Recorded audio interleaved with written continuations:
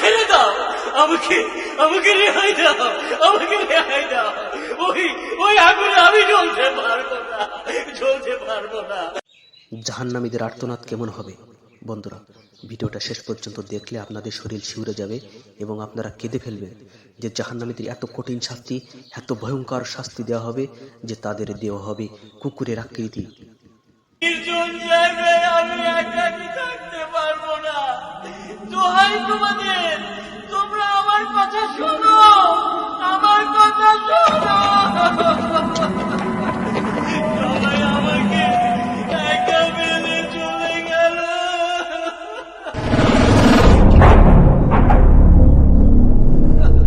সবাই আমাকে একা ফেলে চলে গেল। কেউ তোমার জবাব দেবে না, কেউ তোমার জবাব দেবার না। আমি কি বলিনি আজ চক্ষু ছানা বড়া?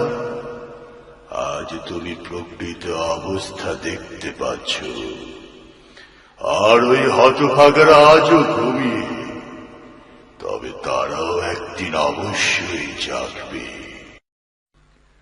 ওই যে কুকুরটি দেখতে পাচ্ছ, সেটা হলো তোমার কৃতকর্মের প্রতিচ্ছবি।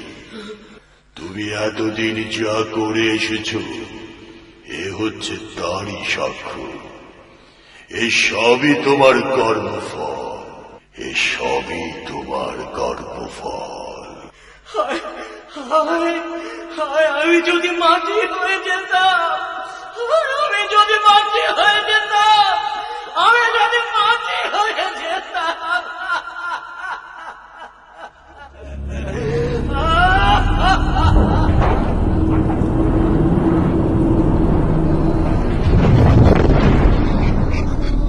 মৃত্যু মানে মুক্তি নয় বন্ধুরা, দুনিয়া থেকে চলে গেছে বিদায় আমাদের জীবন শেষ না, আখিরাতের জীবন শুরু।